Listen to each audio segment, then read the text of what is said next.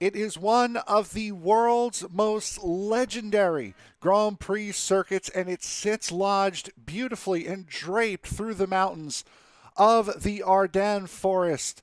Here it is Spa-Francorchamps, here for what is round number 9 of the Sim Racer's Edge Alpha Series season, the Ardennes Grand Prix from Spa-Francorchamps. Good evening, everybody. My name is Frank Marchese. Thank you very much for making us a part of your evening as we get set to go here to somewhat officially ring in the second half of this season as qualifying getting set to begin here for the Sim Racer's Edge Alpha Series season. Now, this is technically the 8th race of the season. We will be continuing round number 6 from Homestead next week in what was scheduled to be a week off for this series. But before we get to that, we have to get through one of the greatest racetracks that you can find anywhere in the world here. It is the Spa-Francorchamps circuit, and we are getting set to go for what I believe is 36 laps around this incredible and legendary track as we see Tony Phillips going off at Rivage as we start the big downhill portion of this racetrack. A lot happening after last week. We saw a lot of drivers getting penalty points after last week's race at Homestead, Miami. It's a Chicagoland Speedway, which saw undoubtedly the most cautions that this series has ever had in a single race with 16, so not a record you want to be setting as we take a look at Jackson Bell in the number 25 singular wireless Menards Dallara. So a lot is going to be looked at here in this race. It's not going to be a caution fest, clearly. With being at a road course, a caution will be thrown if only necessary. I do believe it is a standing start here this week as well. And with a track this massive, this track is over 2 miles in length, roughly 2.5 miles in length, and it usually takes a Formula One car about a minute 40 to get around this place in a qualifying trim. So you're going to see these cars getting around that point as the furthest along on a flying lap is Chris Walker here in the number 23 as he goes through Lecombe, starting the plunge downhill through Rivage, through No Name, through Pujon, and then you get down to the actual bottom of this hill. And again, it's just draped all throughout the mountains of the Ardennes forest, and unfortunately something that we don't have to worry about in this series, I should say in this sim, is the fact that there is no weather, because that's another thing that this track is known for. This track is known for having weather just change on a dime, and it can be very, very difficult to gauge. For those of you who are Formula One fans, you know that this is a very unpredictable place as far as weather goes. And it is a very difficult track to try to set your car up for. This is a very speed-dependent racetrack. There's a lot of places where these guys are going to be flat out, taking as much speed as they possibly can. But there are a lot of tight, close sections around this racetrack as we see Chris Walker about to cross the line, which is right there. Walker will set the benchmark right now, or did his time count? He will not have set the benchmark. His teammate, however, Nate Siefker, coming out of the bus stop, went purple in sectors 1 and 3. And it looks like these guys are having issues setting times as Jeffrey Roulette actually is the first one to set a legitimate time. That's another thing that this racetrack is known for in this sim. The off-track restrictions are very, very tight here at this racetrack. When it comes to running the endurance race at Spa, the 24-hour race at Spa, these guys, I believe, going back to last year, I believe the X limit was triple for what it normally is for a 24-hour race, because the off-track limits here are so strict and so narrow around this place. And you're also seeing a mixture here. Just looking at Jeffrey Roulette, who currently holds pole, let's take a look at the driver in front of him. That is Dan Brasington in the 29. Both of those guys on a different compound of tire, with Roulette being on the black mediums and Brasington being on the red soft compound tire, pardon me.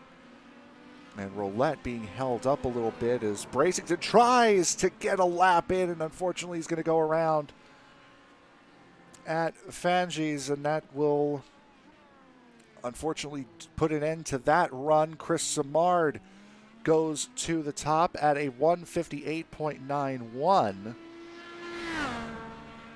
Look and see who the next one is to come across. Nate Siefker coming up to the bus stop and slides the back end of that number 1 Dallara.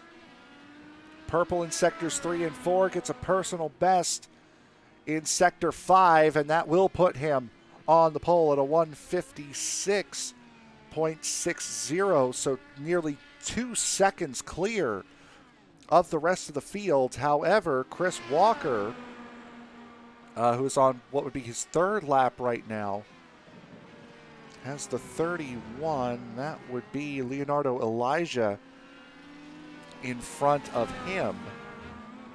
And I think that lap might have just gotten validated. Coming up through Malmedy, up there at the very top of the hill. Now, Siefker may have that 156, but Jackson Bell, who just came across the line, put down a 157.2. Bell was only about a 10th off of Nate Siefker during the practice session. As you can see up there, the times, a 156.605 to a 157.218. So Bell does have speed in that number 25. We saw how competitive he was back at Daytona for round 5. Round number 7 at the Charlotte Roval, we saw how good he was there, winning that race. So we know Bell certainly can get it done as we take a look at Chris Walker, who just came out of Blanchimont and into the bus stop chicane. Too deep on that first one, and you got to be perfect through that first one if you want to hit the second one properly and carry any speed out of it. Walker, believe, not able to put a time down. We'll take a look at the man who currently sits 3rd in the point standings right now. That would be Jeff Hollingsworth, coming through Blanchimont in that number 97. Coast Guard Dallara woeing way, way, way down. See what he can do. Hollingsworth currently sitting in the 8th position. Vigera in front of him goes 12th. Hollingsworth unable to better his 8th place starting spot. Jeffrey Roulette just coming across the line right now. Roulette currently sitting in 7th. As we have just a minute left here in this qualifying session, all times that are on right now will count as we go back to Nate Siefker. He's heading through the classic Eau Rouge and Radillon complexes here. Down the long uphill Kemmel Straight, heavy braking zone at Lacombe.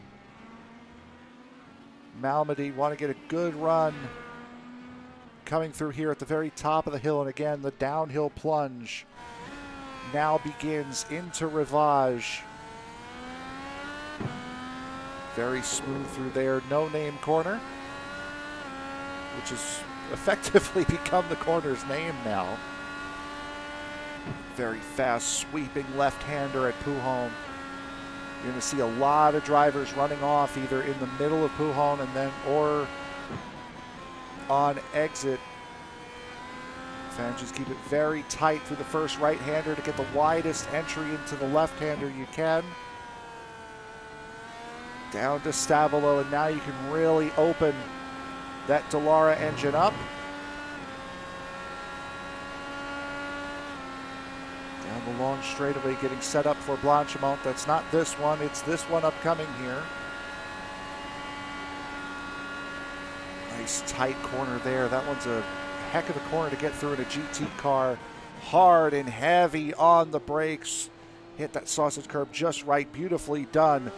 As Siefker comes out of the final corner up to the line, Siefker will put down a 55.8 on that lap. Roulette comes in just behind him. He was in 8th. He moves up to 6th.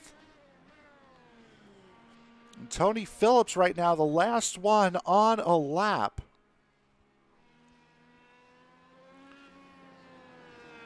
And this one, you know, he's had an off at some point.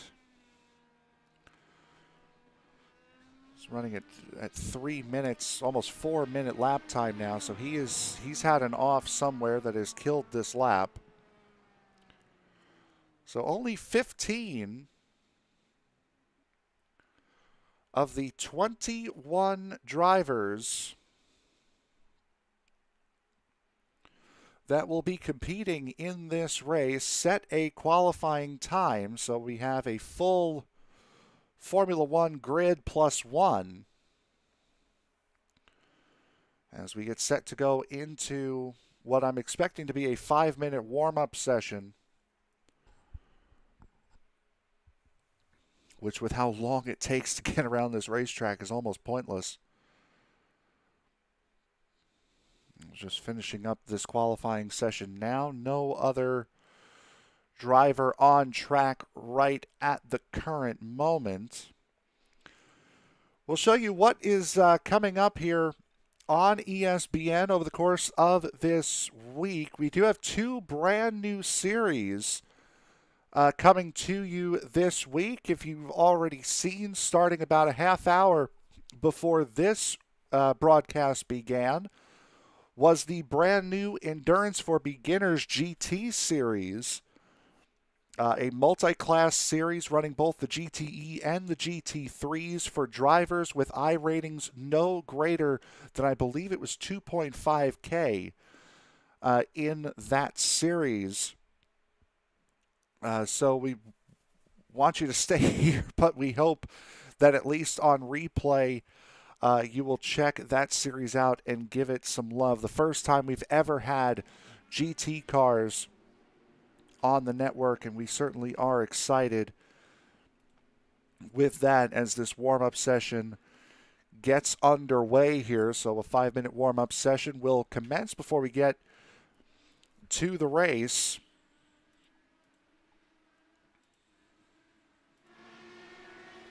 As we take a look at the drivers circulating. Coming up tomorrow will be a doubleheader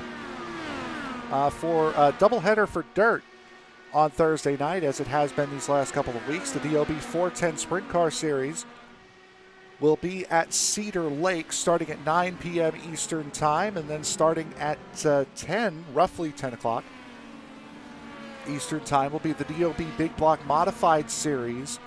They will be at Eldora Speedway, which is where the 410s were last week. And if you haven't seen the Big Block Series, it's only going to be the third race that we will be broadcasting the Big Block Series. They had a fantastic race at one of the smallest tracks, just under a quarter mile at Limaland Raceway Park. That was an absolutely fantastic race last week. Coming up on Friday, the Circle B Diecast Super Speedway Series will be at Talladega in the Cup cars. Again, we do apologize for those of you who were expecting to see the Circle B Diecast Super Speedway Series last week. We do apologize. I had to work. Unfortunately, we didn't have anyone else that could cover. So we will be bringing you round 11 coming up on Friday night. On Saturday will be the eFormula 3.5 Series. They will be at Road America. I believe this is going to be a preseason race. Don't quote me on that, but I believe this will be a preseason race for their third season that will be coming up here starting this Saturday on the network. Coming up on Sunday will be round number 4. Yes, round number 4 of the Major Series. They will be at New Hampshire for 200 laps in the Whelen Modified touring cars. So that will be a very exciting race. The Musket 250 starting at 7:50 p.m. Eastern Time, and then starting at 9 p.m. Eastern Time will be the debut of another series. It will be the Medieval Racing Series. Now, for those of you who remember the MPI Cup Series that was on the network not that long ago, that ended their season back in December, then they had moved on over to Podium. Some events have occurred within the MPI series that have led to a lot of their drivers creating a series of their own, and we will be broadcasting that series. The twist with the new Medieval Racing Series is that they are going to be in the 2013 Gen 6 Cup cars, not the Cup cars that you would see circulating the racetracks today. So that is going to be really, really entertaining to watch. They will start off with their duels this Sunday night at 9 p.m. Eastern Time. So that is going to be it for the week. We had a 3-day weekend, and then all of a sudden 9 races in 6 days. The UK Sim Racing Series, the MX5 Pro Series, was great from Oulton Park last week. All 4 races in that series were absolutely fantastic, all for 4 completely different reasons. Just great racing, a lot of entertainment, especially in the later races after the grids got mixed up from the race previous. And then the Western States Racing League last night as well. Thanks to Ryan Williams for taking that one solo with people having to work and unavailable. So we are on races number 3 and 4 for this 6-race week, and the only days we don't have a doubleheader are Friday and Saturday. So a lot of action here on ESPN this upcoming week as we get out of the Easter holiday. And as we get out of this warm-up session, we will take a look here in just a moment at the starting grid for what would be round number 9 of the Sim Racers Edge Alpha Series season here at Spa-Francorchamps. Nate Siefker and Jackson Bell will sit on the front row. Bell, just close lap time, only 1.3 seconds off the back end of Nate Siefker, who put down a blistering 155.884 to take pole. Bentley Glazer and Kevin O'Brien will make up row number 2. Row 3 will go to Chris Walker and Jeffrey Roulette. Row 5 will go to Chris Simard and row 4 will go to Chris Simard and Jeffrey Bogan. Row 5, you'll find Jeff Hollingsworth and Tony Phillips. Row 6 goes to Carl Burke and Ernie Ludwig, who we have not seen, I believe, since the season opener. The season opening race, I believe, was the last time we have seen Ernie Ludwig on the grid. He will start in 12th. Row number 7 will go to Jose Viguera and Leonardo Elijah. Row 8 to Ronnie Osmer and Charles Woods.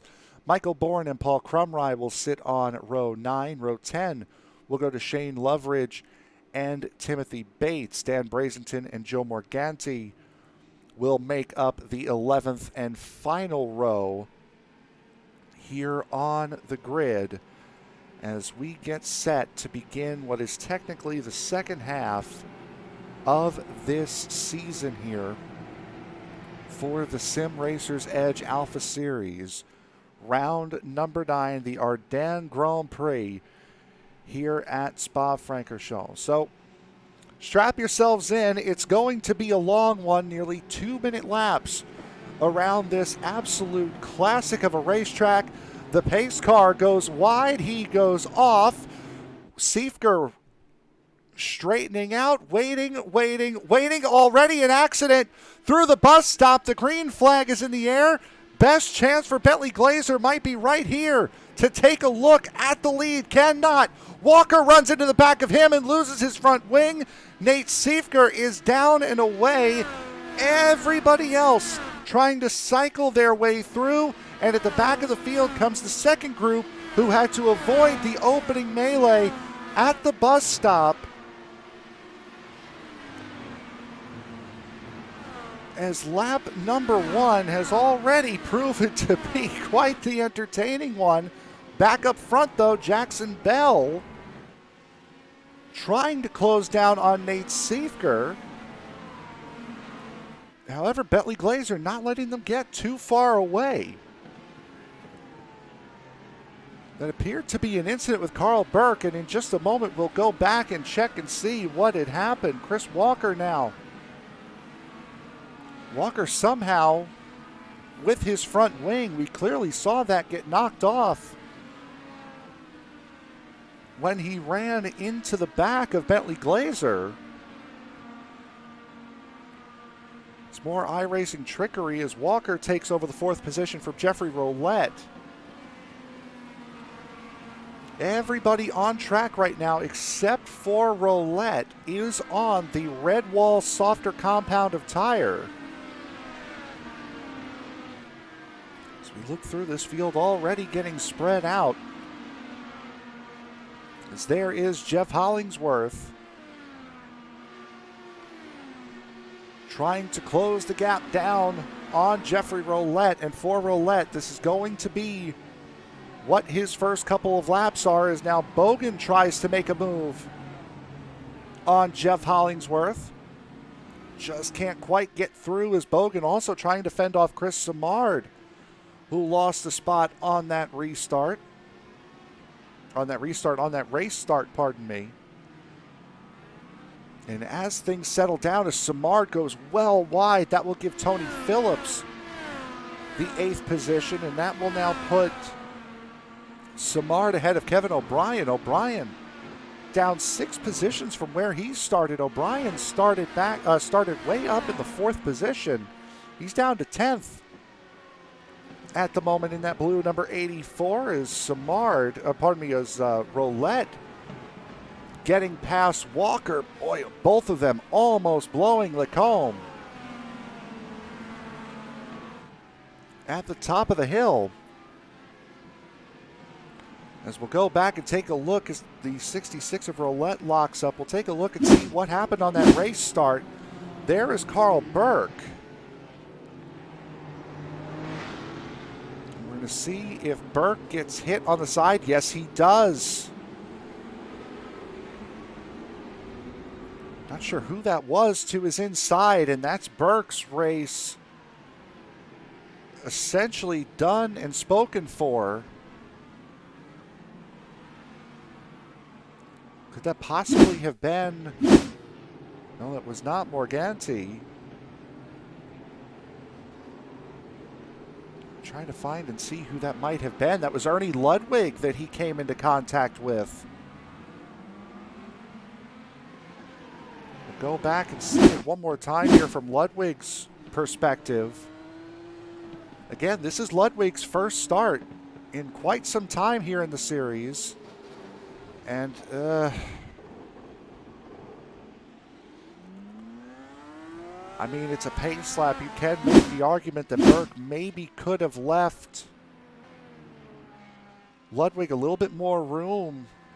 Race hadn't officially started yet, but this race certainly has. There's Jackson Bell and Nate Siefker going at it.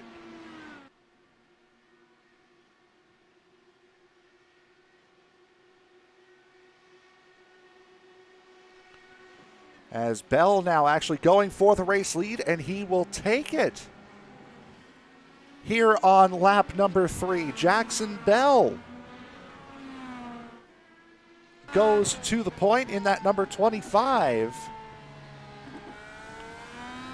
And a great look by Bell, who has been incredibly competitive on these road courses, as I think Ronnie Osmer has run into problems. Yes, he has. Now his problem is he has high-centered it. You can see the rear tires spinning. Well, you saw the rear tires spinning and that car not moving. We'll see what happened with Osmer. He's got Paul Crumry in front of him, and this looks like the hallmarks of just caught too much of that curb. Hit the brakes to try to stop it, then let it roll so he wasn't sitting in the middle of the racetrack. But you can see those rear wheels spinning, but the car not going anywhere. Those rear wheels have no contact with the ground. As we're seeing, there goes the 48 of Jose Viguera. Now Viguera's had another issue here earlier in this lap. Viguera battling with Morganti. That's at Malmedy at the top of the hill. And by looking at where the skid marks are, it looks as though he just ran wide. Jackson Bell taking the race lead back. And you can see a little bit further back there, that's Jeffrey Roulette and Chris Walker. Roulette has the line, and Roulette will take that 4th position back from Chris Walker. Hollingsworth, that's Hollingsworth and Phillips. Watch Crumry. Oof. And we saw those guys were battling. Hollingsworth was battling with Bogan, and Phillips thought he could sneak through at Lacombe, and then, boy, Hollingsworth did the same exact thing that Osmer did, and unfortunately for Phillips, he was right there.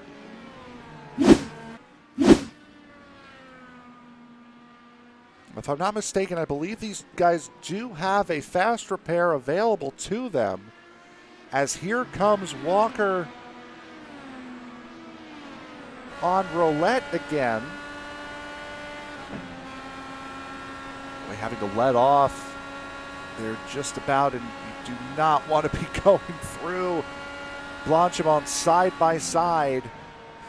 Boy, and Walker cutting Roulette a lot of slack there, as Roulette runs wide coming out of the bus stop. Already working on lap 5 here of 36.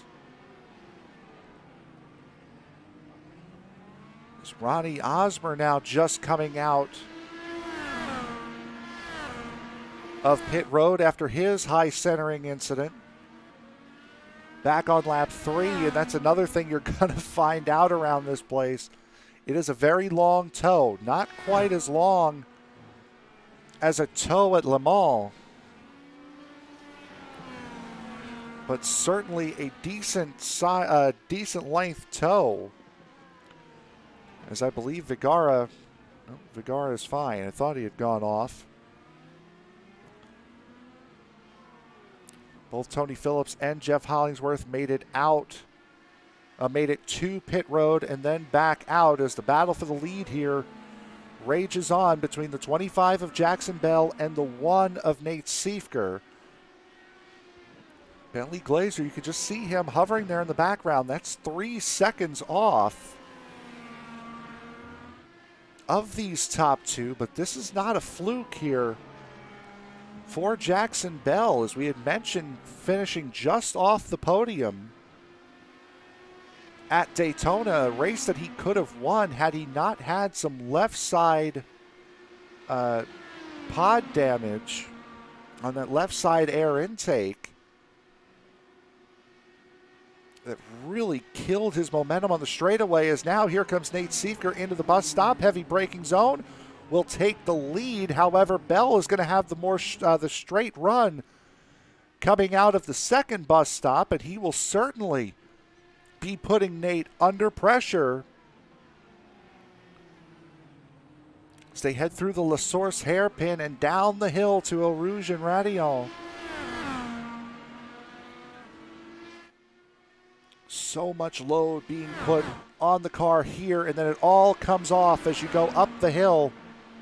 And these guys are not going slow at all. Jackson Bell at 175 miles an hour, and he is not on push to pass.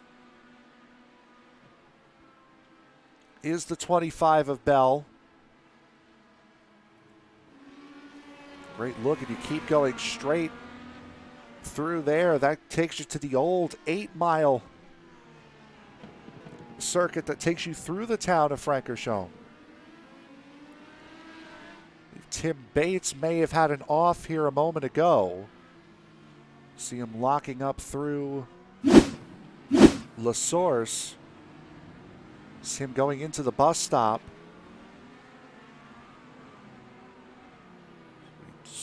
Just caught too much of the curb on exit. Not long before that, Kevin O'Brien, same part of the racetrack. And same incident. O'Brien realized it and locked it down and was able to keep it from completely looping around.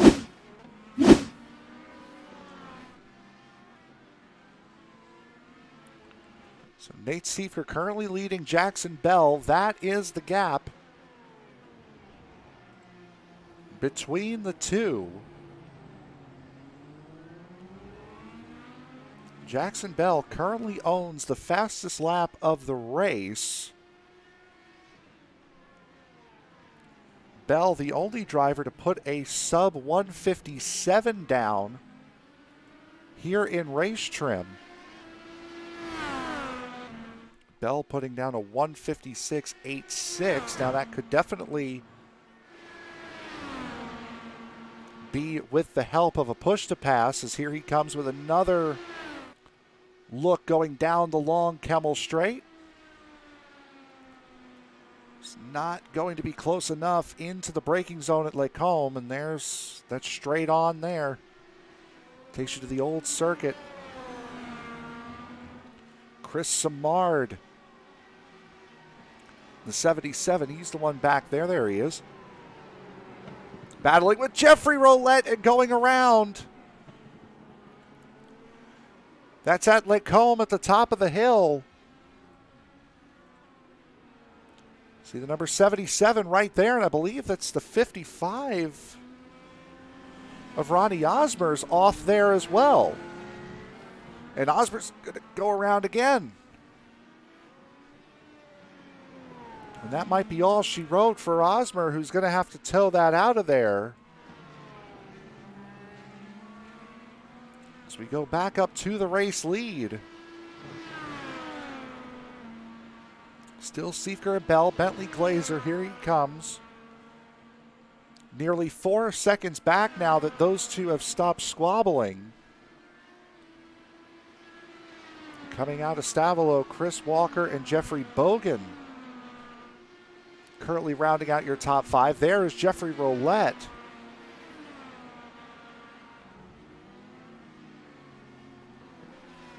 It's the closest battle for position on track right now.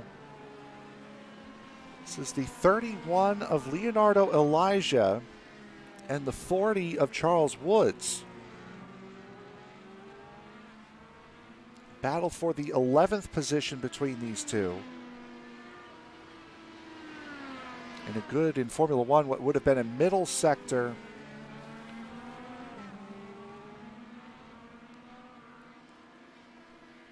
For Woods has pulled him away a little bit. Jeff Hollingsworth getting around Timothy Bates through Stavelo.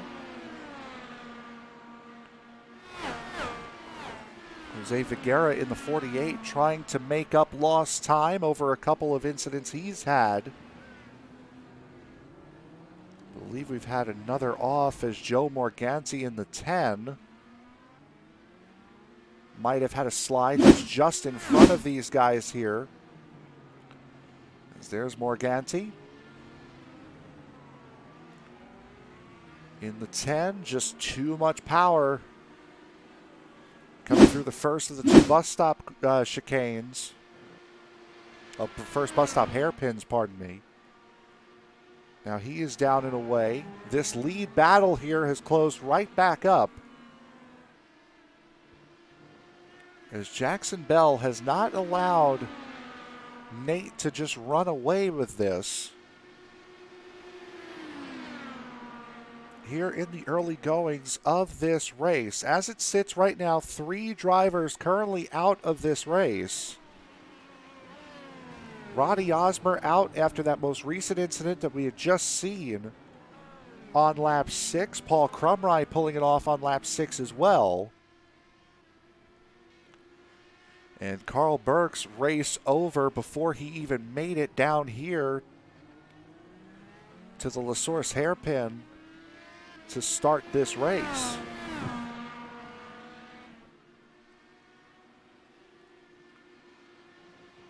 So we'll go back to it. We've had a lot of single car incidents, but just this incident here on the opening lap of the race before the start is the only multi-car incident we've really had. Well, we had Hollingsworth and Phillips.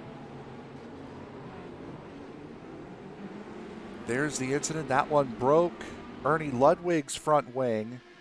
And as you can see there on Burke breaking his left front suspension.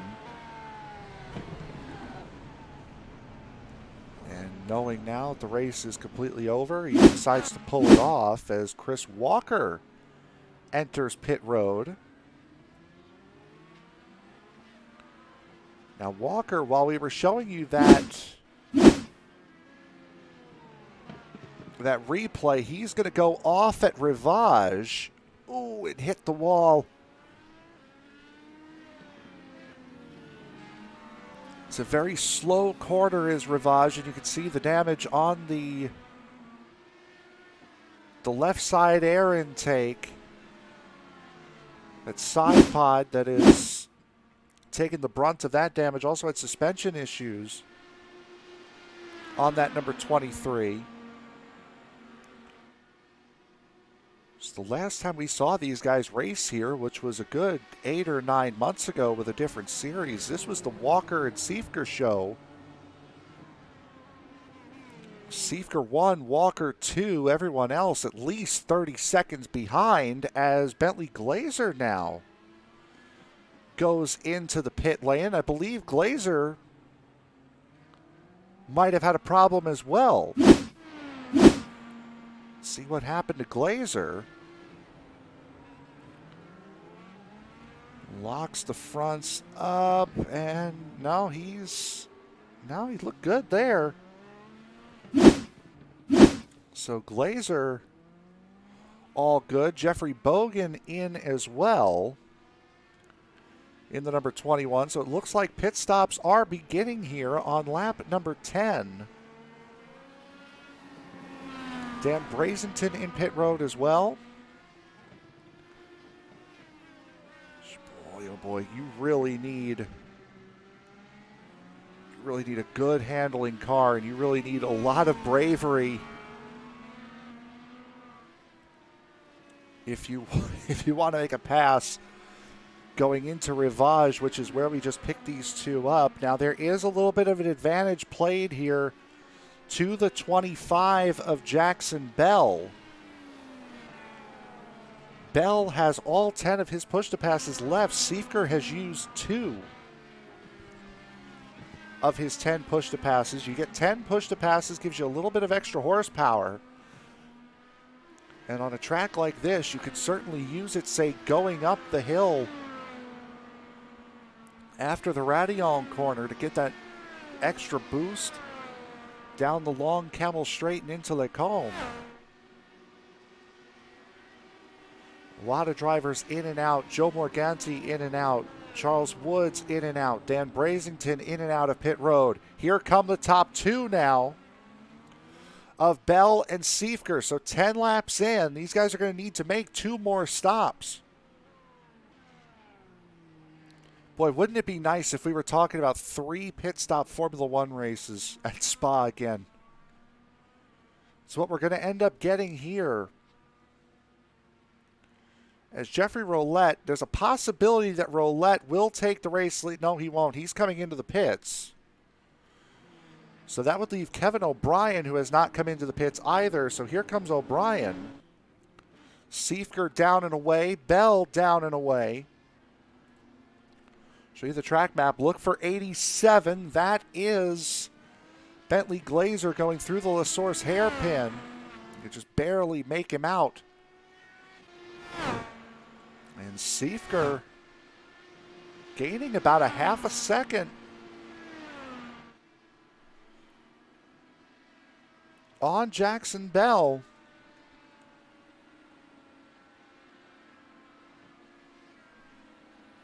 As Siefker goes into Lake Home, he's got a 2.2 second advantage on the 25 of Jackson Bell. Bentley Glazer, who came in the lap prior,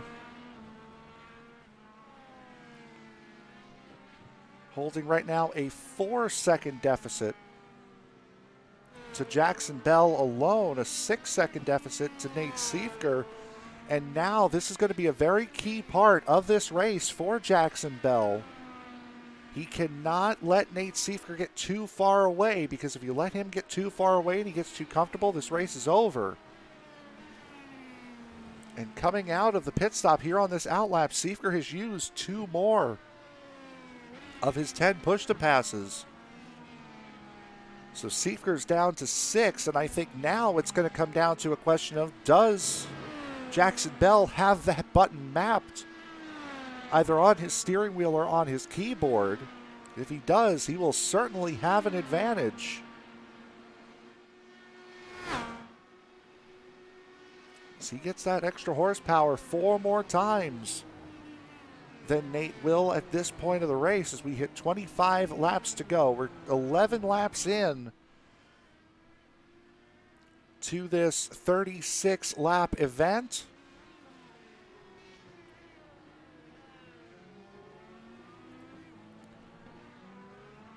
We thank you guys very, very much for watching round number 9 of the Sim Racers Edge Alpha Series, coming to you from Spa-Francorchamps, here for the Ardennes Grand Prix. We'd like to encourage all of you watching this race, after this race is over, take a look at what we are putting on alongside this race, our first ever GT series here on the network with Endurance for Beginners, a GTE and GT3 league brought in, opening up their series at Canadian Tire Motorsports Park for drivers whose road I rating is less than 2.5. So after this race, if you still have time, because I know it's a work night, check that series out as well. And also help us get to our 1,500 subscriber goal, as I believe Jeffrey Roulette, yes, he has gone around, and I believe that is coming. Sure. Oh, that's coming out of No Name, is where Roulette goes around. Boy, just really locked it up through Rivage. And too much rear brake and hard into the wall. At No Name, snapping that right front suspension off.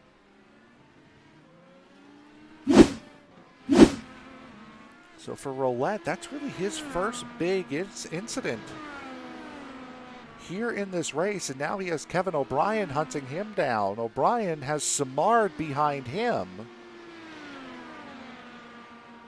O'Brien, we had mentioned him starting in the 4th position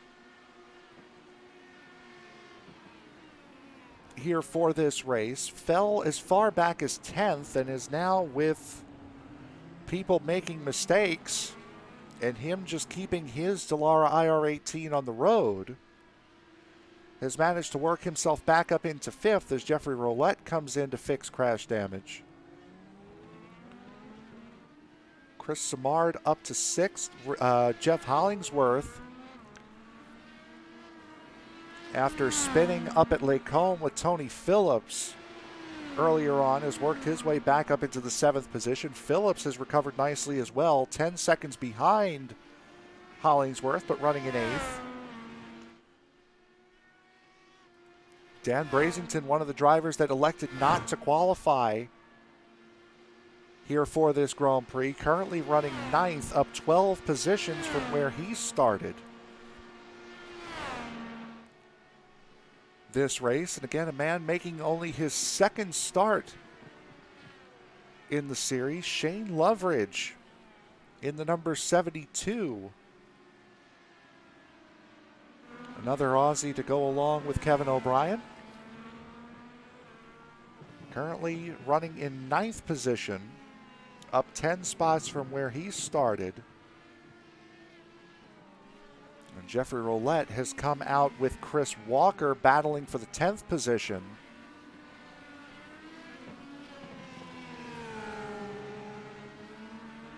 After he came in to fix the damage that we saw him have in the crash a moment ago.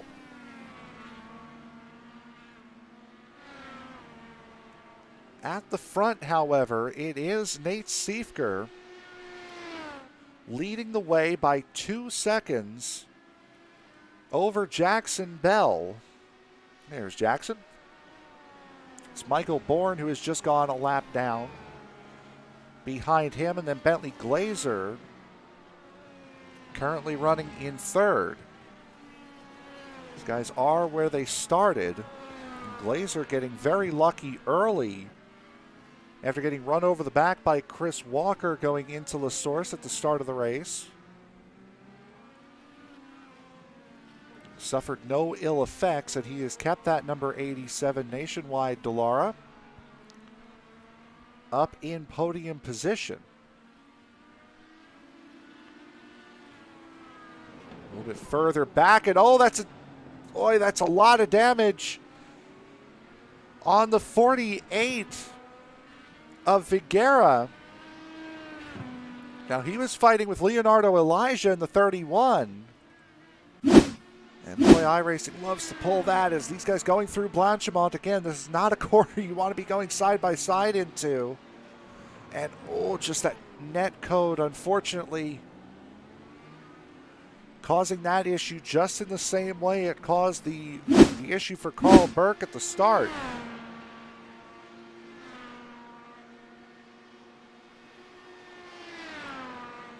As I believe Chris Simard has gone off as well. Let's take a look and see what happened to Simard. This is up at Lake Combe and just too hot in. Nose it into the fence. It's the first time we've seen too hot in to Lake Combe, as I believe Chris Walker might have had a problem also. Yeah, Walker into pit road as well, missing his right front wing. Boy, that's an odd spot to lose the car. Just looks like, it's right when he shifted up into 2nd. You saw the front end of the car get a little bit narrower, so he has suspension damage. You can see left hand down for Walker. Jeff Hollingsworth and Tony Phillips in. Now, these guys both came into pit on lap 4.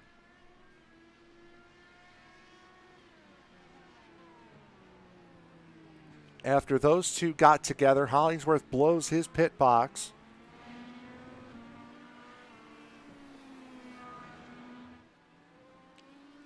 As we take a look, there is the pit stop time. Siefker a half a second quicker in the box than Jackson Bell was, and then total pit lane time. It's about 0.4 of a second, Siefker to Bell. That just tells me that Bell had a little bit better a pit entry than Siefker did, but it was the half a second quicker on the pit stop that gave Siefker the lead, and now he has grown that lead. Last we left it, it was 2 seconds. It is now 5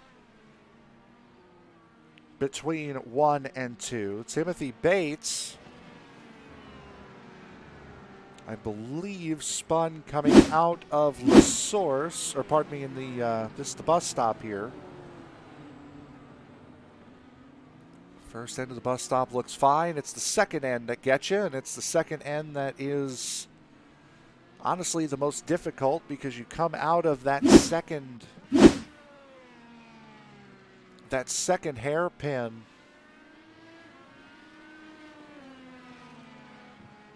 You see a wide open straightaway ahead of you. You want to get on the gas as quickly as you possibly can, but that's not something you can do in these cars. Leonardo Elijah battling with Ernie Ludwig. Again, Ludwig with crash damage earlier on, thanks to the incident between him and Carl Burke right at the start. And it looks like Ludwig is going to take over that position. At least for right now it does. Elijah trying to battle back with a push to pass, but no good, as the Canadian Ludwig flies on by. And then Elijah flies on through the first of the bus stop, and now he will try to take it into pit road, and will successfully take it into pit road. Looking a little bit further up the road, Shane Loveridge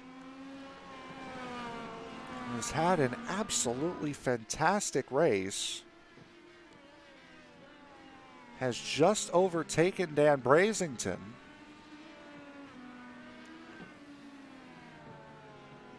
Loveridge, who's just in his second attempt with the Sim Racers Edge Alpha Series, was one of the drivers in the Bravo Series, and then when the Bravo Series folded,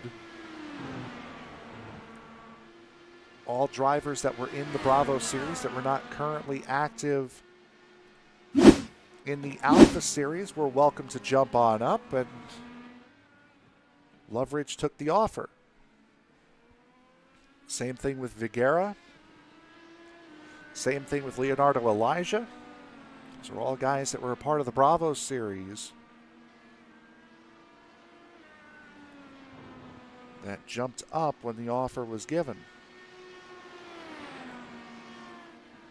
Speaking of Vigera, he is now in a battle with Charles Woods.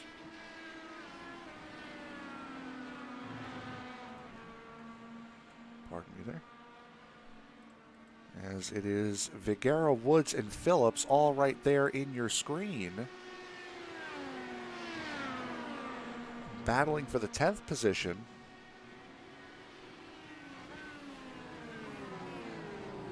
Phillips really hard on the brakes as compared to Charles Woods. Woods, however, having the line. And oh, that's Vigera around.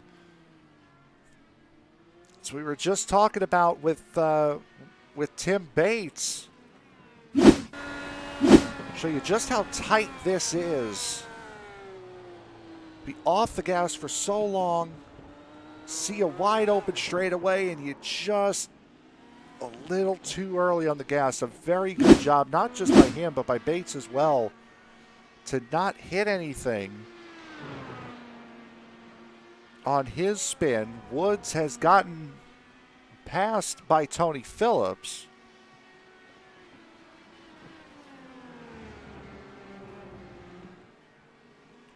Michael Bourne also having an issue. We'll go back and look at that.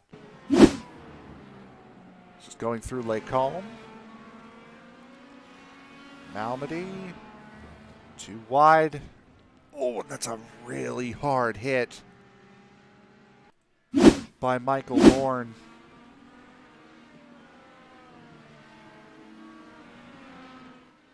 Out of Malmedy is Jeffrey Bogan. Running in the 4th position. Bogan finishing 3rd place last week in a wild show at the Windy City 300 from Chicagoland. A race that the drivers here in this series would much sooner forget. 200 laps in that event. 63 of the 200 were run under caution. 16 cautions at Chicagoland last week, and a lot of it due to a setup that was said to be loose, and boy did it prove to be loose, especially as the run went on. And loose cars and a pack on an oval, not necessarily the greatest combination. So we will take a quick break here as we hit the halfway point. Nate Siefker currently leading Jackson Bell by 12.5 seconds. So Bell has had a couple of off-track excursions here. Possibly a couple of slowdown penalties as well, as Bentley Glazer goes into the pits. So what we'll do is we'll hold off on the break here for a second until after pit stops cycle through, because Glazer came in. Again, Glazer coming in on lap 9. Jeffrey Bogan coming in on lap 9 as well. Here is Bogan. So we'll see what he decides to do. And Bogan will come into pit road as well. So assuming all the drivers are going to come in that came in on lap 9, Brazington would be the next one to come in. Everybody else coming in on lap 10. Glazer down and away. Here is Brazington.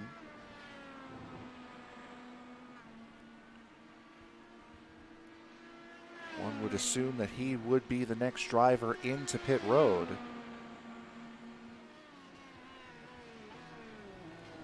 At this stage, Bogan down and away out of his pit box.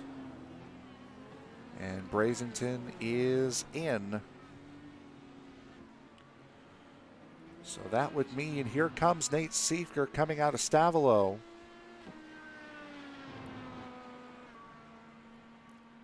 Starting to work his way back up the hill. Ever so slightly back up the hill. Now this part of the racetrack is a part of that original 8.5 mile configuration from way back in the 70s and 80s. This corner, however, has been profiled differently over time. That last bus stop chicane. Siefker deciding to stay out. We'll see what happens with Jackson Bell here. And Bell will stay out as well. So I think these guys might have their engine modes turned down here to try to conserve a little bit of fuel, try to make this a 3-stop, try to make this 3-stop last a little bit longer, possibly turn it into a 2-stop. So what we'll do here is we will take a quick break. You are watching round number 9 of the Sim Racers Edge Alpha Series. The Ardennes Grand Prix from Spa-Francorchamps will be back right after this. Don't go anywhere.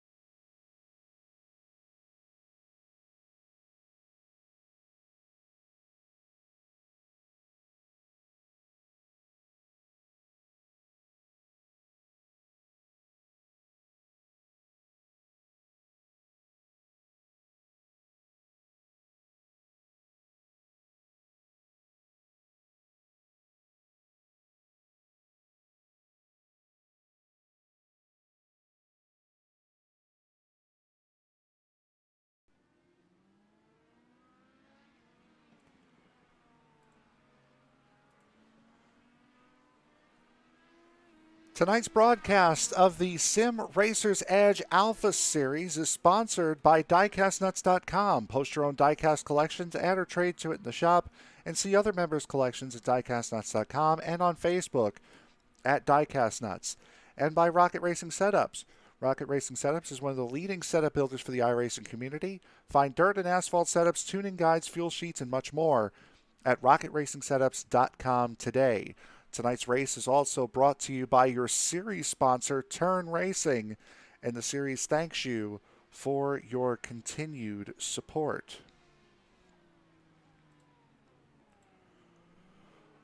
"15 laps to go here in round number 9 of the Sim Racer's Edge Alpha Series season. You saw there Jackson Bell staying out a lap longer, getting the race lead, then losing it on track to Nate Siefker, helped in part by a slowdown penalty coming out of Ardennes, which forced Charles Woods back around. Bell now currently sits in the 3rd position after a 10.2 second pit stop for fuel. Bentley Glazer right now currently holding a 23.6 second advantage over Jackson Bell and a 14 second deficit to the man who currently leads this race, Nate Siefker. Unless the engines get turned way down, there is going to be another pit stop needed, certainly for Bentley Glazer and most likely for Nate Siefker and Jackson Bell. So Bell could be playing the game of trying to stay out. However, he needs to be within a 40-second delta in order to make that strategy work. And you just saw it flash by on the top of your screen. He is currently 39 seconds adrift from the race leader. So that would put him out right in front of Nate Siefker with however many laps to go. When Nate pits, and he's going to need to seriously defend on less fuel, but he does have 10 push-to-passes, and my assumption would be that he does not have that button mapped because he has not used a single one of them yet. As Nate currently going through No Name down into Pujon. Just set a 156.51, which is by far and away the fastest lap of the race. Every single driver on circuit right now has chosen the option red wall tires, except for the man who is in pit road right now. That is Jeffrey Roulette. Now, Roulette currently running in the 7th position as Tony Phillips pitting with him now. Roulette has been on the harder black wall tire, and it looks as though that is the way it is going to stay for the pilot of the number 66. So it will be Siefker and Glazer, 1 and 2. Glazer 15 seconds adrift off of the race leader with 14 laps to go. Closest battle for position is right here as Jeffrey Roulette comes out of pit road. He is met by the 29 of Dan Brazington. Brazington, who has all 10 of his push-to-passes available. At least from what we can see, decides not to use one going into Lake Home there. As Brazington is now going to fall off the back of the number 66 of Jeffrey Roulette. That right now, unfortunately, is part of road racing and is the closest battle that is on track currently. And it is a battle for the 8th position. And what doesn't appear to be much of a battle, honestly, is Roulette starting to run away from Brazington. Top 5 sit as follows: Nate Siefker, Bentley Glazer, Jackson Bell, Jeffrey Bogan, and Kevin O'Brien. Your current top 5. Jeff Hollingsworth, Shane Loveridge, Jeffrey Roulette, Dan Brazington, and Tony Phillips right now your current top 10. Right now seeing 6 drivers out of this race. Michael Bourne done after 16 laps. Chris Walker out after 14. Chris Samard done after 12. Both Ronnie Osmer and Paul Crumry pull it off after just 5. And Carl Burke, after an incident in the bus stop chicane coming to the green flag, did not even make the La Source hairpin before his race was done and over with. Those are your 6 retirements: Bourne, Walker, Samard, Osmer, Crumry, and Burke here tonight. Working with 12 laps to go as Nate Seifert just crossed the start-finish line and heading down the La Source hairpin. Just a couple of minutes to go in the Endurance for Beginners season opener at the Canadian Tire Motorsports Park. If you wanted to check out the finish and then jump back over here to see the end result for this Sim Racers Edge Alpha Series round number 9, you're more than welcome. That race available on YouTube and on Twitch tonight. We are on YouTube and Facebook because Twitch is being taken up by the new series. Tomorrow night will be a dirt doubleheader. The DOB 410 Sprint Car Series will be at Cedar Lake starting at 9 p.m. Eastern Time. And then immediately after the conclusion of the 410 race will be the DOB Big Blocks at Eldora Speedway starting around roughly 10 o'clock p.m. Eastern Time. Round number 11 for the Circle B Diecast Super Speedway Series will be at Talladega starting at 8:20 p.m. Eastern Time this Friday night.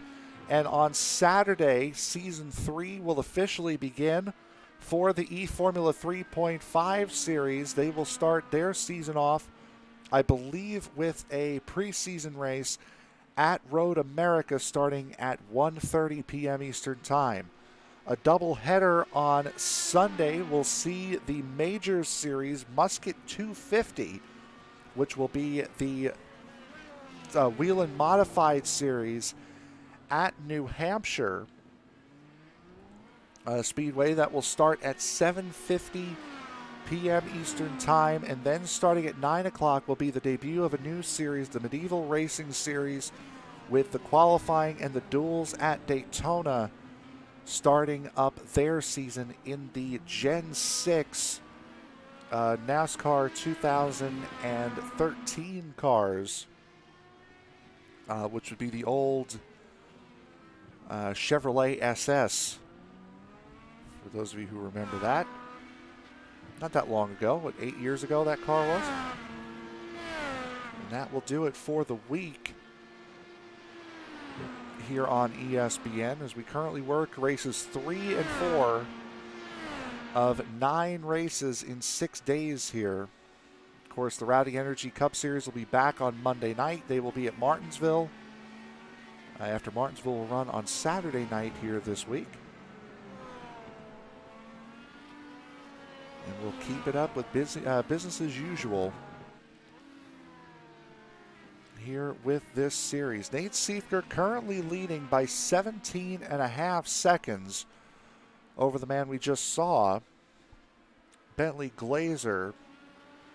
Jackson Bell is nearly a minute adrift of Nate Seifert, so if he is trying the strategy to stay out, he's only going to jump Bentley Glazer, and even that is coming into jeopardy now. He's 42 seconds off of Bentley Glazer, and depending upon how much fuel he's going to need to put in the car, it's going to be between 40 and 43 seconds on pit lane.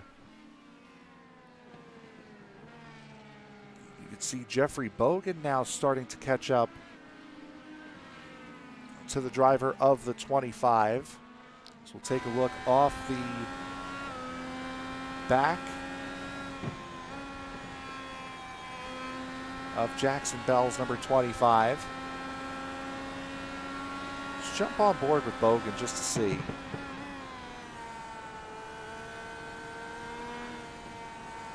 We'll listen here as we head into the next section of racetrack. The engine quality difference here. You can just hear Bogan's car. Yeah, Bell is not turning as much power. So Bell is trying to stick it out and not pit here, because that just sounds like a car that is not at full song, and you can tell the pace difference between himself and Bogan as Bell gets a very good run coming out of the bus stop. With 10 laps to go, you can make it from here. We just saw a flash in pit road there. Jeff Hollingsworth, while we were doing the updates, Hollingsworth having an issue. This is at the bus stop, final corners. Boy, he just pulls off and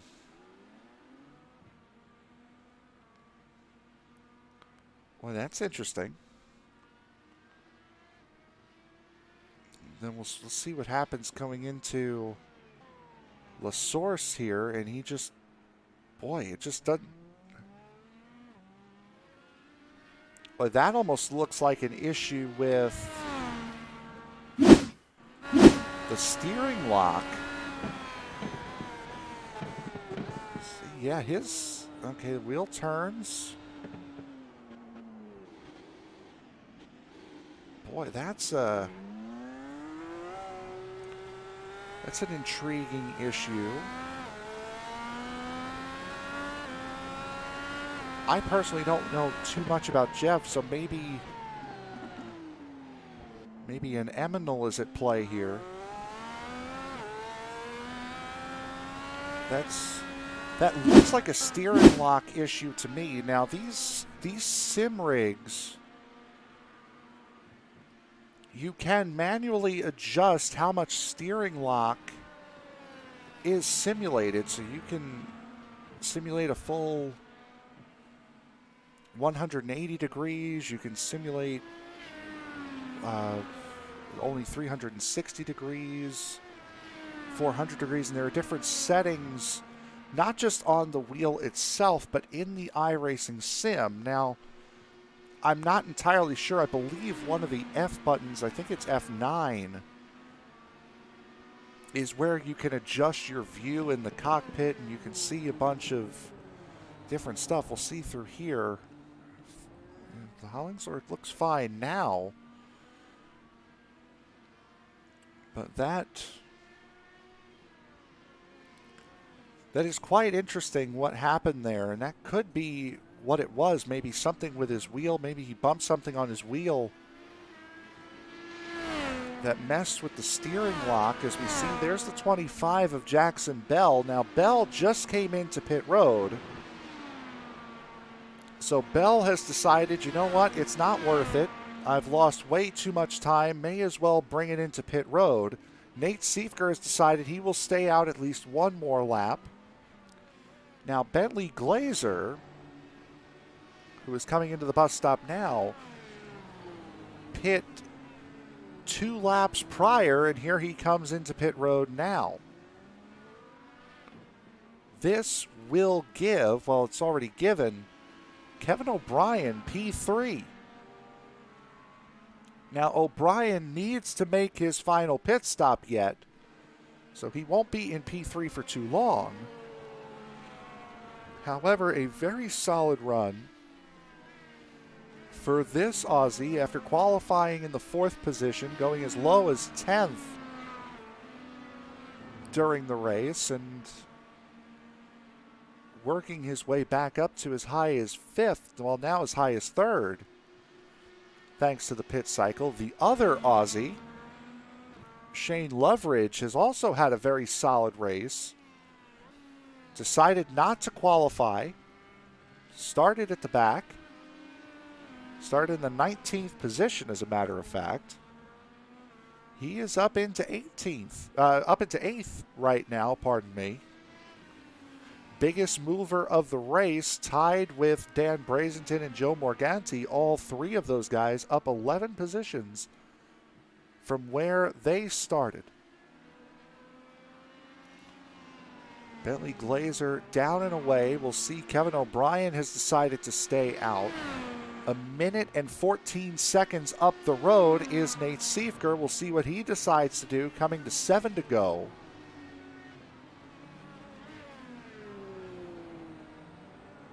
And Siefker will stay out. So with 7 laps to go and a 49-second advantage, Siefker can afford to cruise. Closest battle for position on track right now is Tony Phillips and Jeffrey Roulette. Now there's Roulette going up the hill.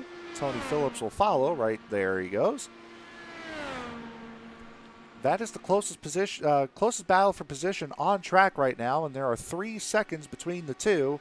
And look who is looming in the background as Siefker looks to leave only the top 5 on the lead lap. Now these guys will get their laps back when Siefker does eventually come into pit. Right now, these two of Phillips and Roulette, the 2 closest cars on track for position, a battle for 6th between these two. So we'll look at Nate Siefker now coming through Pujon. I would have to assume he's either going to come in this time or next. So we're working lap 30.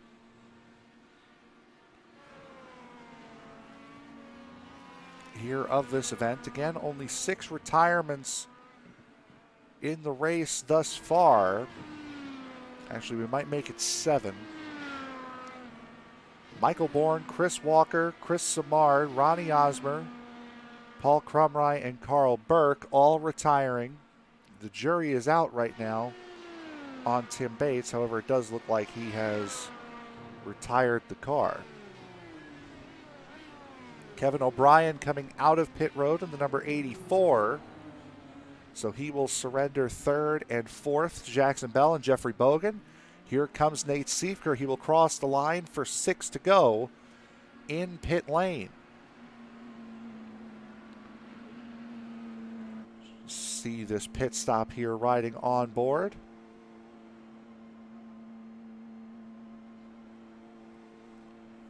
Siefker's time.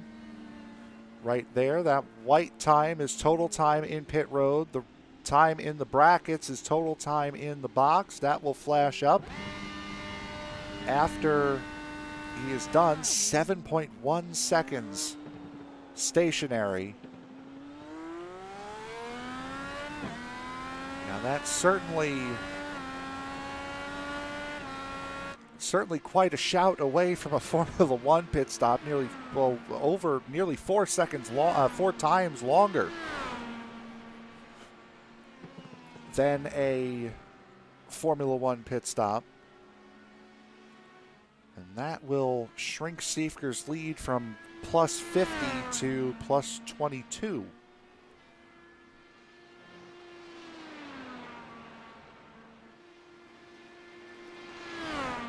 Of the podium runners, take a look at the pit stop time.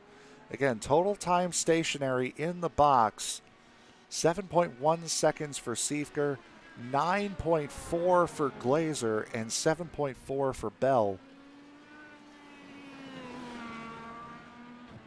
And these times slower for Siefker, quicker, pardon me, for Siefker and Bell.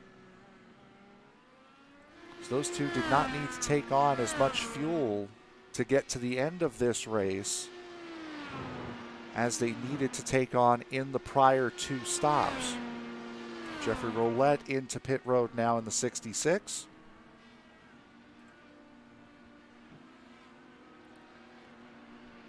As we currently work with 6 laps to go, going to be coming to 5 laps to go here as these laps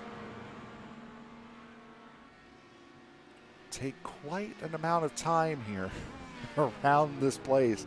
Fastest lap of the race, a 156.51 set by the man currently on screen right now, Nate Siefker, who is going for, if I remember correctly, his 5th win of the season. It will be his 5th win of the season and his 2nd consecutive.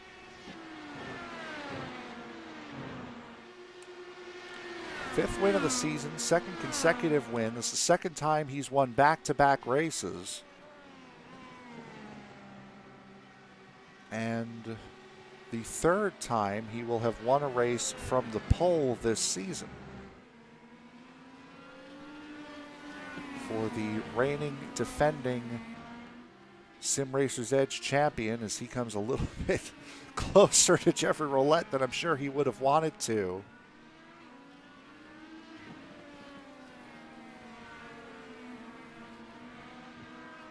Bentley Glazer 23 seconds behind him, heading through Lacombe right now. At the top of the hill, heading down. Really heading down the hill.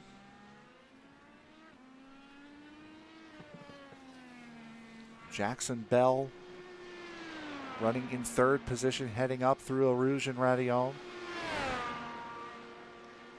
Through the barely a turn Kemmel and down the Kemmel straight. Jeffrey Bogan a further 13 seconds back, just cresting the hill at Kemmel now. Kevin O'Brien is at the base of the hill through Eau Rouge and Radillon. Shane Loveridge coming out of the bus stop. He is the man currently in 6th, and wouldn't you know, we're already back around to the leader. Nate Siefker is just behind him. Tony Phillips has made a pass on Jeffrey Roulette. That is for the 7th position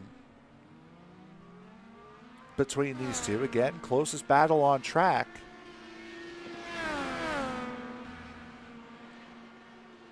For position is between these two, the 32 of Phillips, the 66 of Roulette. And Jeffrey by no means is going to give up here. Phillips using a push to pass to try to defend from Roulette and will just be able to get clear.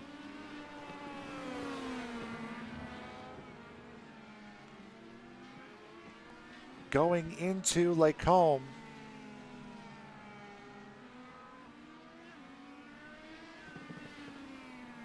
Four laps to go, just in front of them. There is Siefker leading this race. And again, how about Bentley Glazer and how well he has done? Had a very good run going at the Roval. And a late race mistake caused him to finish in the 12th position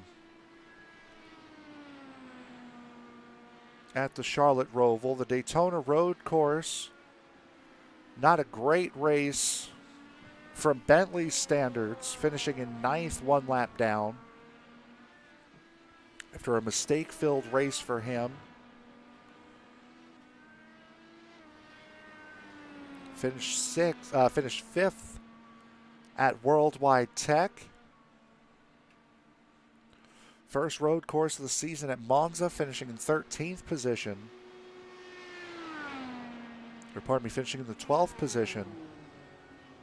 Winning at Kentucky, and then the opening race of the season at Pocono is the first time we've seen him in an Indy car, finishing in the 8th position at the season opener. Right now, currently, not doing too bad for himself, sitting in 3rd position in standings right now, or 5th position in standings, pardon me. Behind Jeffrey Bogan, Jeff Hollingsworth, Chris Simard, and Nate Siefker.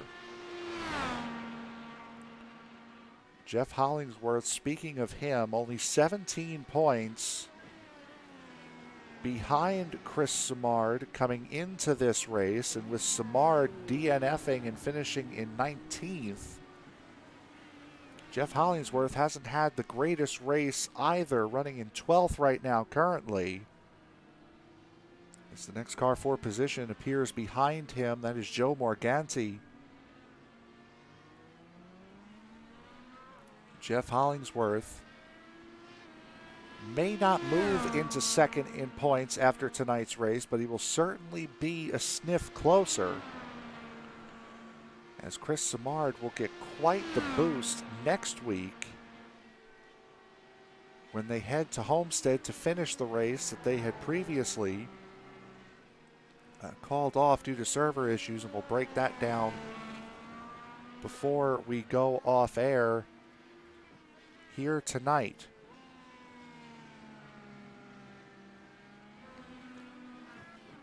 For those of you who have come in and joined us after the conclusion of the Endurance for Beginners race, we thank you very much for sticking with ESBN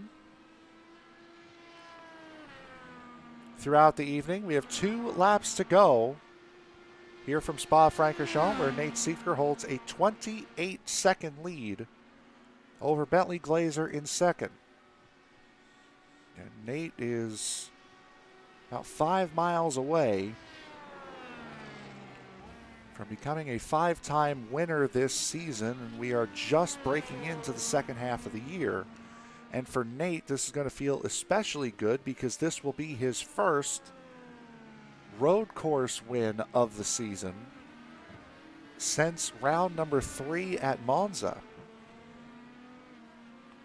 Prior to that race at Monza, Siefker had not, well, prior to the race at Daytona, Nate Siefker had not lost a road course race in the entire history of the Sim Racers Edge Alpha Series. Won every road course last season, won the opener here this season, taken out on lap 6 at Daytona, and then finishing second to Jackson Bell at the Charlotte Roval 2 weeks ago. And Siefker right now looking like the Siefker of old on the road courses, at least, as after that first round of pit stops, he has been in a league of his own. As the white flag is displayed for the number 1, a comfortable 28.5-second lead over his closest competitor. And Glazer has another about 40 seconds back to his closest. So unless somebody has an accident here, this race is pretty well done and over with. Tony Phillips and Shane Loveridge right now are the 2 closest drivers racing for position right now. So these guys are running for 6th, and it wasn't that long ago we saw Tony Phillips passing and then running away from Jeffrey Roulette. Loveridge locking up at Rivage.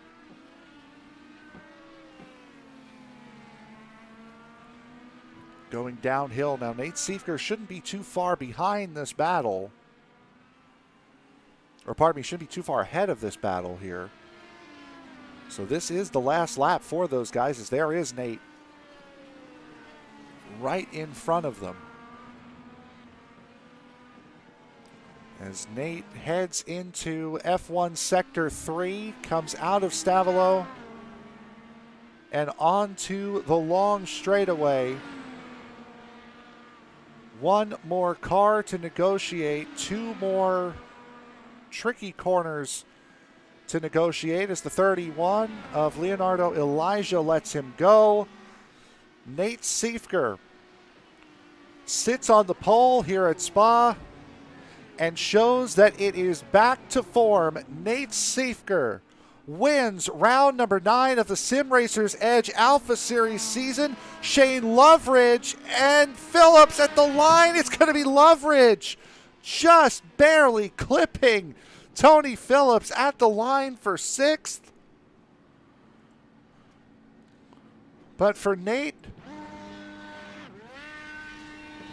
His 5th win of the year, his 2nd on a road course.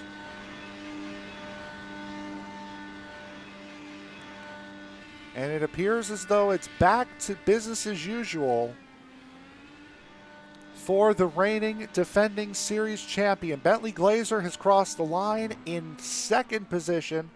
Here comes the 25 of Jackson Bell, who was more than 1 minute and 10 seconds behind the field. Technically only with 3 more runners left to finish here. Jackson Bell, Jeffrey Bogan, and Kevin O'Brien. Here comes Bell out of the bus stop chicane. He will cross the line to finish 3rd. Jeffrey Bogan coming through Blanchimont now. Another very good race for Bogan. Finished 3rd at Chicagoland last week. Has another very good run this week. Jeffrey Bogan will cross the line in 4th. Kevin O'Brien will cross the line in 5th. I believe Ernie Ludwig is the last car on track to finish. There is Ernie. And there is the official end to the Ardennes Grand Prix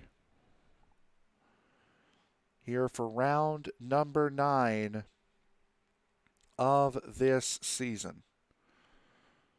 So here momentarily,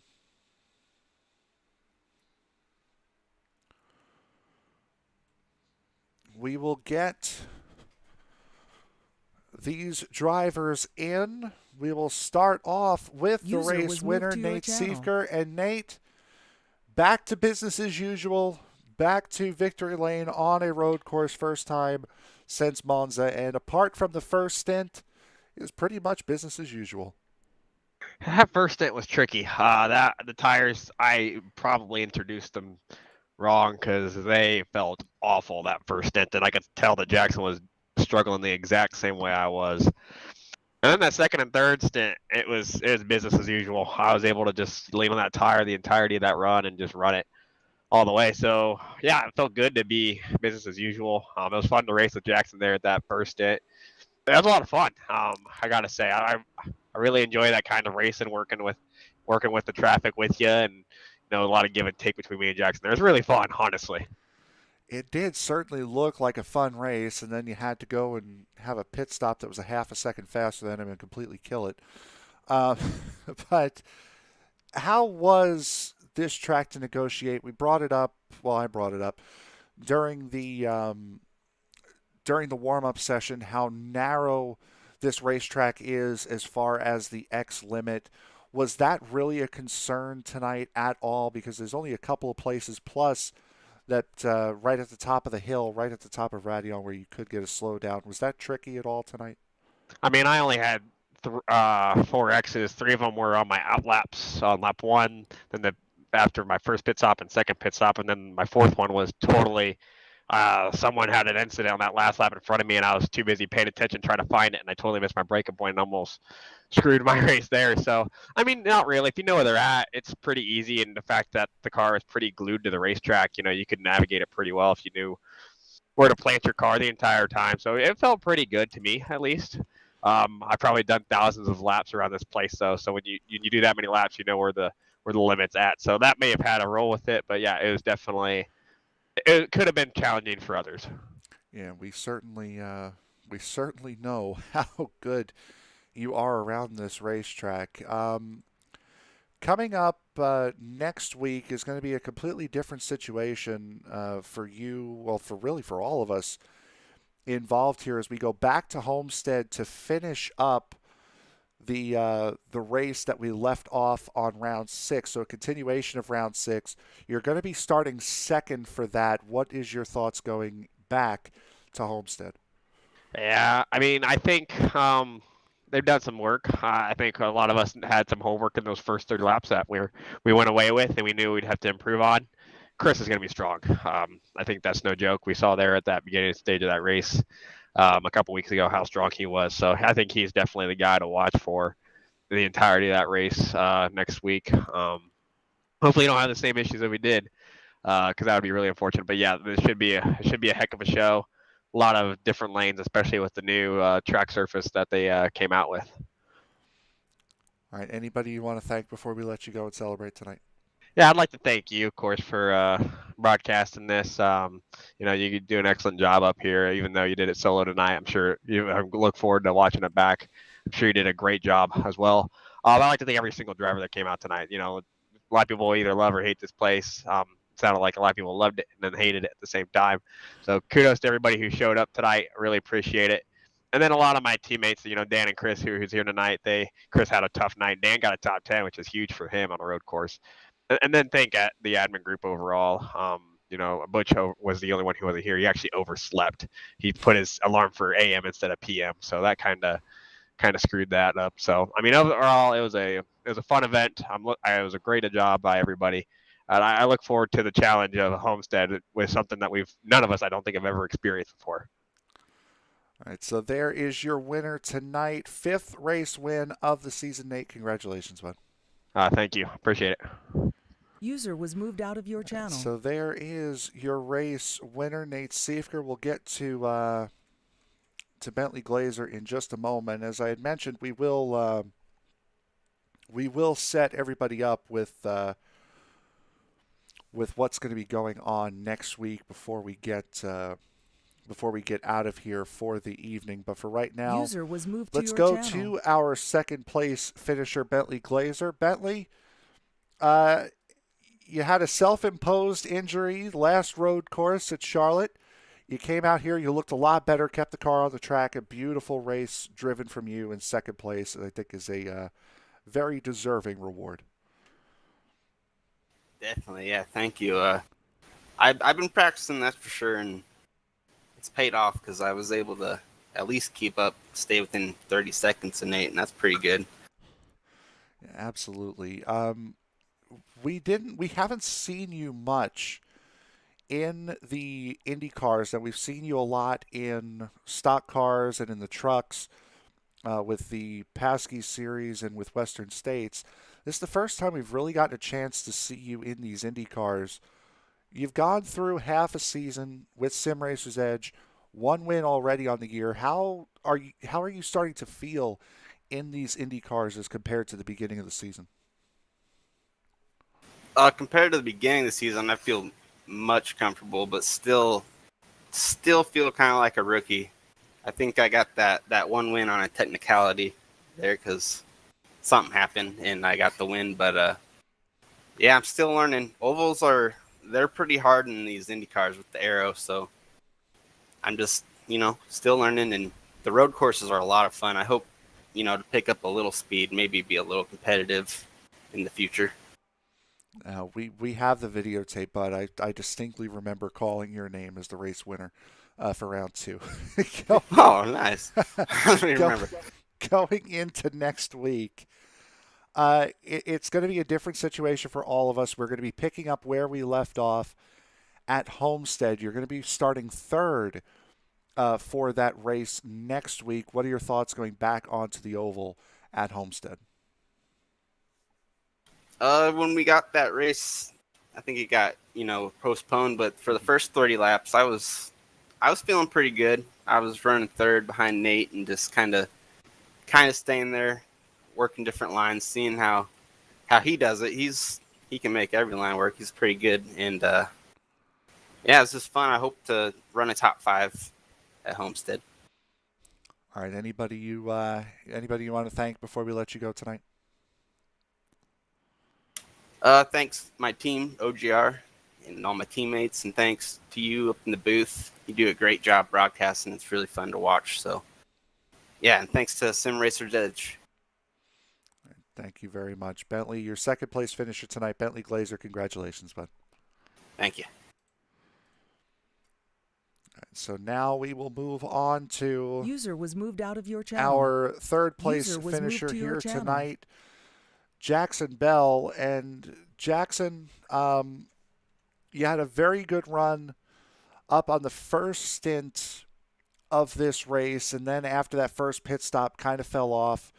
A couple of slowdown penalties. What was What was the big issue tonight? Was it the car or the track?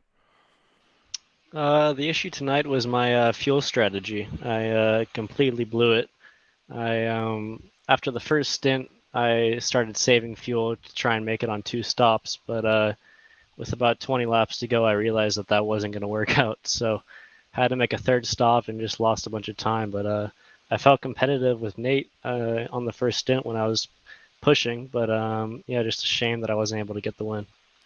You certainly look competitive with him as well. It appeared as though you had gotten a couple of slowdowns up at the top of the hill. Now, for drivers, for people that are watching, don't necessarily know how difficult is it to see up that hill and to crest and just kind of guess where the track line is. Yeah, it was definitely difficult. I actually didn't have any slowdowns. I was just on fuel map 8, saving fuel as much as I could, going about 10 miles an hour slower than everyone else, just losing a bunch of time, which was frustrating when I had to make my 3rd stop. But yeah, it was definitely difficult at the top of Medallion. But yeah. All right. Going into Homestead next week, going to be finishing up the race that we had started about a month ago. You're going to be starting 8th position for that race. What are your thoughts going into Homestead? Yeah, definitely not one of my preferred tracks. I remember struggling a little bit there with the aero and kind of dirty air that track presents. But I'm gonna have to do quite a bit of practice if I want to be competitive. So I'm looking forward to it. All right. Anybody you want to thank before we let you go tonight? I'd like to thank everyone who came out to the race, especially Nate for racing me clean there in the first couple of laps. That was a lot of fun. And you guys up in the booth for doing a great job. So that's about it. All right. Thank you very much. Jackson Bell, your 3rd place finisher here tonight, bud. Congratulations. Thank you, sir. User was moved out of your channel. So this felt a lot more back to normal as far as the racing goes. As I had mentioned, 16 cautions for 63 laps at Chicagoland last week. And being a road course and cautions not being an issue certainly helped. But this was a very good race. What we've come to expect out of this series, we have a couple of battles here and there.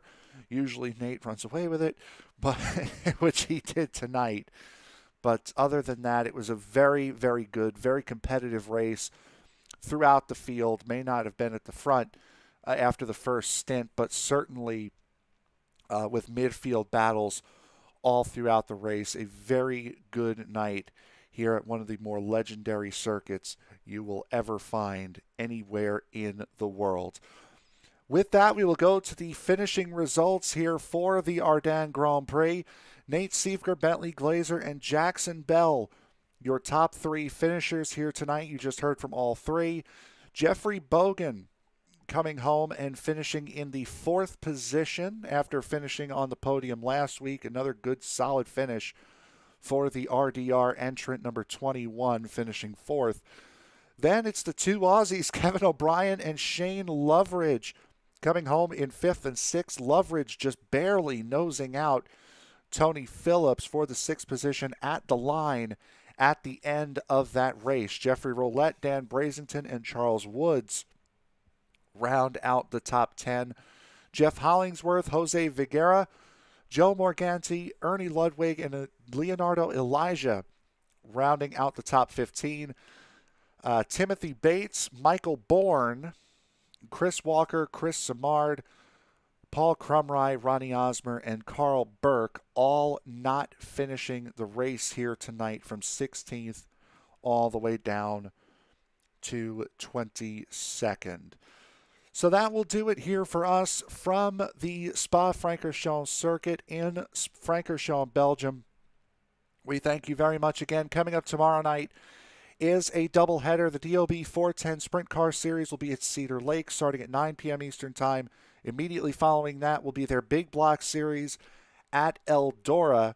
Friday night will be the Circle B Diecast Super Speedway Series, the Cup Cars at Talladega at 8:20 p.m. Eastern Time. On Saturday, will be the eFormula 3.5 series at Road America as they start Season 3 at 1:30 p.m. Eastern Time. And on Sunday will be another doubleheader. It will be the Major Series at New Hampshire in the Wheel and Modified cars starting at 7:50 p.m. Eastern Time. And then the Medieval Racing League in the Gen 6 Cup cars, the 2013 COTs, will be starting their season with qualifying and the duels at Daytona for their upcoming season opener next Sunday. So, my name is Frank Marchese. Thank you very much for making us a part of your evening, and we will see you all tomorrow night for the 410 Sprint Series and the Big Block Modified Series from Cedar Lake and Eldora right here on ESPN. Good night, everybody.